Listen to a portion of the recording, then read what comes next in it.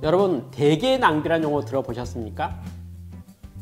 대개 낭비에 대한 저의 경험을 한 가지 말씀드리고자 합니다. 제가 어느 공장에 컨설팅을 하기 위해서 방문한 적이 있었습니다. 그 공장에서는 기계를 사용해서 작업하는데 작업 시간을 옆에서 관찰해 보았더니 로딩, 언로딩 시간으로 해서 부품을 장착하고 또 빼내는 데 걸리는 소요 시간이 20초 정도 걸리는 것을 볼 수가 있었습니다. 그런데 물건을 로딩하고 나면, 장착을 하고 나면 기계 가공 시간이 40초가 소요되었습니다.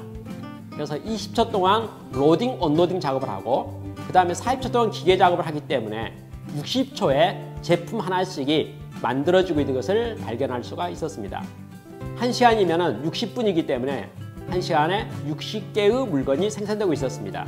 그래서 그 회사에서는 우리 회사에서는 1시간에 60개의 물건을 만들고 있기 때문에 10시간 작업한다면 600개를 생산할 수 있다라고 해서 이론 생산량을 결정하고 있었고, 거기에 대해서 실제 생산이 몇 개인가를 보면서 효율을 분석하고 있는 것을 보게 되었습니다. 만약에 그 회사에서 하루 10시간 작업해서 600개의 생산량이 나왔다면 효율이 100%다. 낭비가 없다. 대기 시간이 하나도 없다. 풀로 생산했다. 이런 식으로 표현하고 있었다는 것이죠. 저는 여기에 대해서 다음과 같은 관점에서 보게 되었습니다. 사람만 관심을 가지고 들여다본다면, 손의 동작만 관심을 가지고 본다면 60초 동안에 20초 동안은 사람이 일을 했잖아요. 그런데 40초 동안은 뭐 했습니까? 기계가 일하고 있었습니다. 기계가 일하는 동안에 사람은 뭐 하고 있었습니까? 사람 손은 뭐 하고 있었습니까? 가만히 있었죠. 물론 우리가 가만히 있었다는 단어가 별로 좋은 표현이 아니기 때문에 이렇게 말합니다. 관리, 감독하고 있었다. 기계가 올바르게 작동하는지에 대한 것을 살펴보고 있었고 주목하고 있었고 잘 이렇게 기계를 관리했다라고 표현해 볼 수도 있습니다. 그러나 기계가 작동하는 시간 동안에 아무리 들여다본다 하더라도 생산성이 더 나오거나 품질이 좋아지지는 않는 것이지요. 그것을 많은 전문가들은 대개의 낭비라고 말합니다. 저는 그래서 60초 동안에 20초는 사람이 일하지만 40초 동안 기계가 일하는 동안에 사람이 대기하고 있었다는 것을 낭비로 봐서 저는 대개의 낭비라고 정의했습니다. 예를 들어서 10시간 동안에 600개를 생산했는데도 불구하고 저는 만약에 600개 생산했다 하더라도 저는 사람 중심으로 본다면 33%만 부가가치 있는 일을 한 것이고 67%만큼은 대개 낭비에 있었다라고 분석을 했던 것입니다. 제가 그렇게 분석한 결과를 발표했을 때 그 회사의 공장장, 경영자 또 모든 간부들이 엄청나게 화를 냈습니다. 마치 저를 쫓아내려고 했습니다. 쉬지 않고 열심히 일해서 최대 생산량으로 낭비 없이 만들었는데 우리가 스스로 생각할 때 효율이 100%라고 생각했는데 전문가가 와가지고 외부 사람이 와가지고 부가가치가 33%밖에 없다고 하니 기분이 좋겠습니까? 제가 그 공장에서 발견했던 내용은 대개 낭비에 대한 인식에 대한 문제였습니다. 저는 그 회사에서 대개 낭비를 67%가 있다고 정의를 했기 때문에 많은 반대도 무릅쓰고 1인 다대 담당에 대한 것을 검토하기 시작했습니다. 다시 말해서 대개의 시간 동안에 한 대를 더 볼 수 있도록 할 수 있는 거 아니냐에 대한 내용입니다. 이론상으로는 한 사람이 세 대를 본다 하더라도 20초 로딩, 또 20초 로딩, 또 20초 로딩 한다면 한 바퀴 세 대를 보고 돌아오면 작업이 끝나 있겠죠. 그러면 1인 3대를 할 수 있지 않겠습니까? 다시 말해서 대개 낭비는 개선의 차관점이 될 수 있고 개선할 수 있다는 것을 보게 됩니다.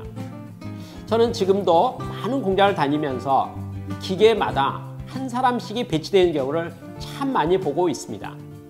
거기에 뭐가 존재하고 있을까요? 사람이 일하는 시간 기계는 서 있고요. 기계가 일하는 동안 사람이 가만히 있습니다.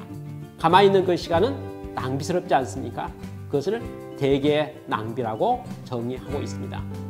대개 낭비를 개선한다는 것은 생산성, 특히 노동 생산성을 효율화시키는데 매우 중요한 차관점이 된다는 것을 살펴볼 수가 있겠습니다. 그런 관점에서 여러분, 현장을 개선하기를 원한다면 대개 낭비의 존재 유무를 살펴보시고 만약에 대개 낭비가 눈에 보인다면 그것을 어떻게 개선할 수 있을 것인가에 대해서 착안해 보시면 좋겠다는 것을 특별히 말씀드리고 싶습니다.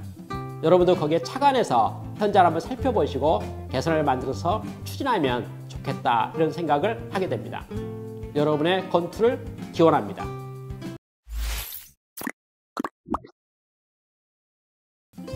동작 경제의 원칙이라는 용어가 있습니다. 그 내용이 무엇일까요? 우리가 현장에서 또 기업에서 일을 하다 보면 몸을 사용해서 작업하는 경우가 참 많습니다. 그것을 수작업이라고 말하기도 합니다. 자, 몸을 사용해서 일하면 동작의 크기에 따라서 시간이 달라지는 것을 보게 됩니다. 예를 들어서요, 손목 안에서 움직이는 동작이 있습니다. 손가락을 이용하는 것들이죠. 그 시간은 동작의 사이즈가 작기 때문에 시간이 적게 걸립니다. 손목 안에서 움직이는 시간을 측정해 보자면 시간이 얼마 정도 소요될 것 같습니까? 0.1초 정도 소요이 됩니다. 그러나 손목을 넘어서서 어깨를 사용하게 된다면 어떻게 될까요? 팔을 사용하는 거죠. 그럼 동작의 사이즈가 커지지 않겠습니까? 동작의 크기가 커지기 때문에 시간도 더 들어가겠죠. 얼마 들어갈까요? 0.2초 또는 0.3초 정도의 시간이 들어갈 거라고 생각합니다. 동작의 사이즈가 더 커졌습니다. 허리를 사용한다고 생각합시다. 대신해서 몸의 상체를 이용하는 것이죠. 쭉 팔을 뻗습니다. 무려 1m까지 뻗을 수도 있겠네요. 상체를 허리까지 사용해서 사용하게 된다면 동작의 크기가 더 커졌기 때문에 시간이 더 많이 소요되지 않겠습니까? 왜 그럴까요? 동작의 그림자가 시간이므로 동작의 사이즈가 커지면 거기에 부재되는 시간도 더 많이 들어가기 때문에 그렇습니다. 자, 그러면 한 발을 걷게 되면 시간이 얼마 걸릴까요? 1보를 걸었습니다. 한 발, 두 발, 발걸음을 뗍니다. 동작의 사이즈가 더 커졌지요. 거리도 많아졌습니다.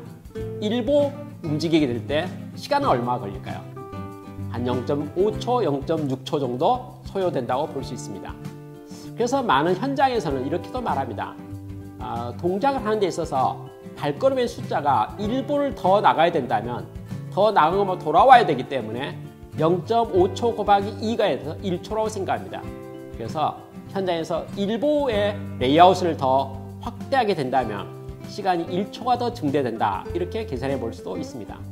그래서 어떤 경우에는요, 반복해서 이루어지는 작업 현장에 있어서 발자국의 숫자를 세어보는 겁니다.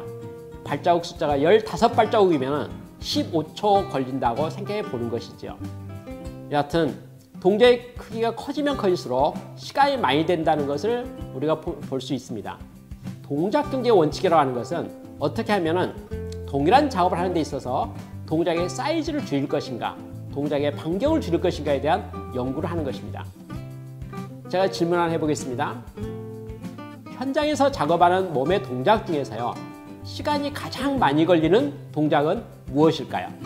수직 운동하는 것입니다. 바닥에 있는 물건을 들어 올리는 것. 그것은 무릎 관절을 써야 되잖아요. 무릎 관절 쓸 정도가 아니고 무릎의 관절의 힘을 가지고 상체를 들었다 내렸다 해야 되기 때문에 시간이 많이 걸립니다. 그러면 무릎 관절을 이용해서 사용하는 밑에 바닥에 있는 물건을 위로 들어 올리는 동작, 시간이 얼마 걸릴 것 같습니까? 2.4초 걸립니다. 조금 전에 말할 때 이렇게 했잖아요. 손목 안에 쓰는 동작 0.1초, 어깨까지 쓰면 0.2초, 3초, 그리고 허리까지 쓰면 0.3초, 1보 걸으면 0.6초 정도라고 표현하지 않았습니까? 그런데 무릎 관절 한 번 사용하는 시간은 2.4초입니다. 2.4초면 걸릴까요? 그렇지 않습니다. 몸의 피로도도 엄청 많아집니다.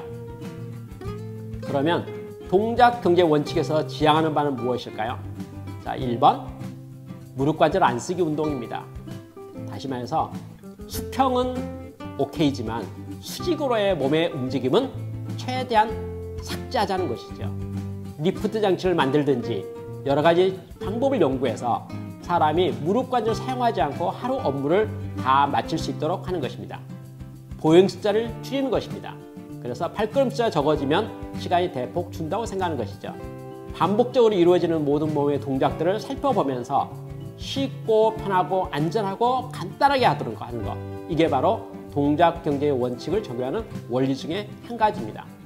여러분도 동작 경제의 원칙에 입각해서 현장에서 이루어지고 있는 작업들을 분석해보고 살펴보고 개선 차관점을 만들었으면 좋겠습니다. 여러분의 건투를 빕니다.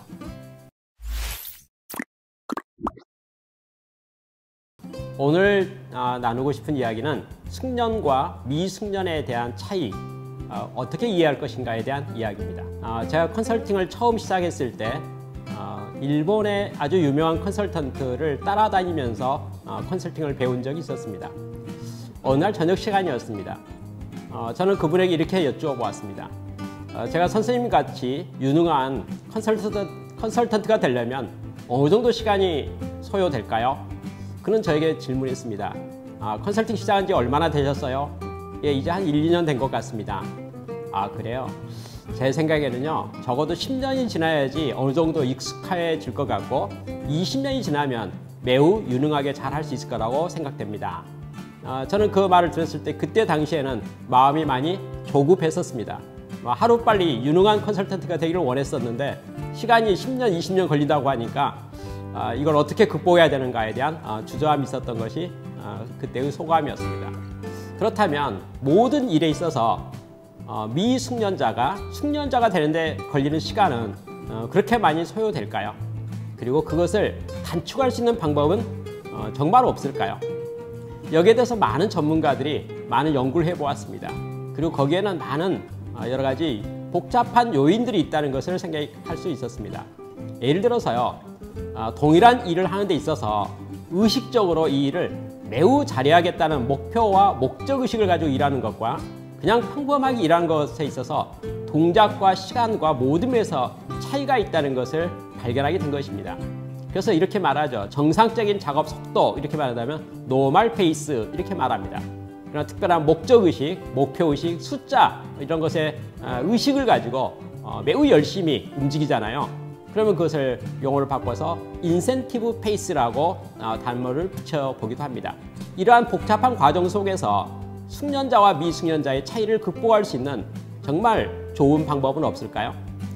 많은 연구해본 결과, 많은 전문가들의 노력 결과 다음과 같은 시스템을 하나 만들었습니다. 그게 바로 OJT 시스템입니다. On Job Training 이렇게 말하는 거죠. 실제 그 일을 수행하면서 그 일을 배우는 과정을 어떻게 과학적으로 체계적으로 할 것인가에 대한 연구한 분야가 바로 OJT 시스템이라고 말할 수가 있습니다. OJT는 미숙련자가 어떤 일을 쉽게 습득할 수 있도록 돕는 보조 도구라고 생각해 볼 수가 있습니다. 그렇다면 제가 여러분에게 하나의 OJT 샘플 하나 사례를 설명해 보도록 하겠습니다. 어떤 사람이 어느 공장에 취업을 했다고 가정합시다. 그는 특정 공정을 담당하게 되었습니다. 물론 그 작업은 해본 적이 없는 작업입니다. 그 일을 매우 유능하게 잘하는 고참이 있습니다. 작업 반장이라고 할까요? 아니면 선임자라고 하겠습니다.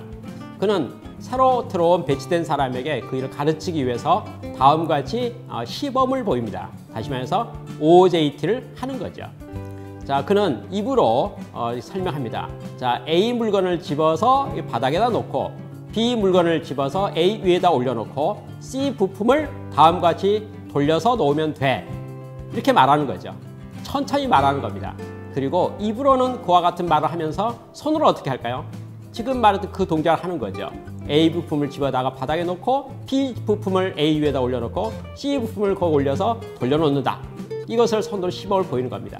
천천히 말해주면서 천천히 동작을 했기 때문에 옆에서 보는 사람 이해할 수 있겠죠.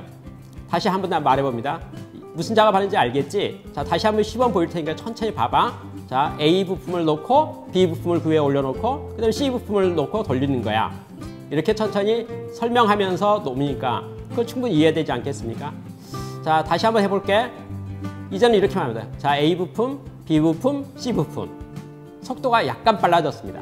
자, 다시 해볼게. A, B, C. 몇 번의 작업을 동작을 해가면서 속도를 좀 정상 속도로 끌어올려 보는 거죠. 다시 말해서 충분히 천천히 설명했던 것을 그 내용을 줄이는 겁니다.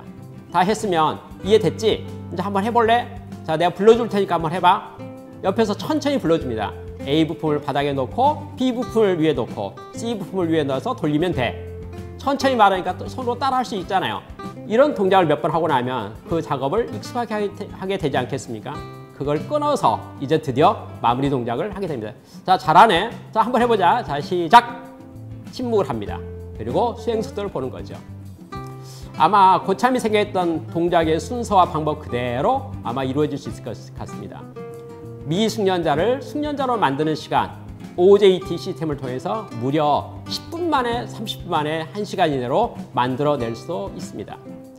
현재 우리가 숙련자와 미숙련자의 차이를 극복하는 방법에 대해서 많은 생각을 해볼 수가 있습니다. 그 중에 작업을, 동작을, 또 순서를 표준화시키고 그것을 시범을 보이면서 똑같이 할 수 있도록 옆에서 친절하게 가이드하는 작업, 바로 OJT 시스템이라는 것이 매우 유용하게 또 효과적으로 사용될 수 있다는 것을 볼 수가 있겠습니다.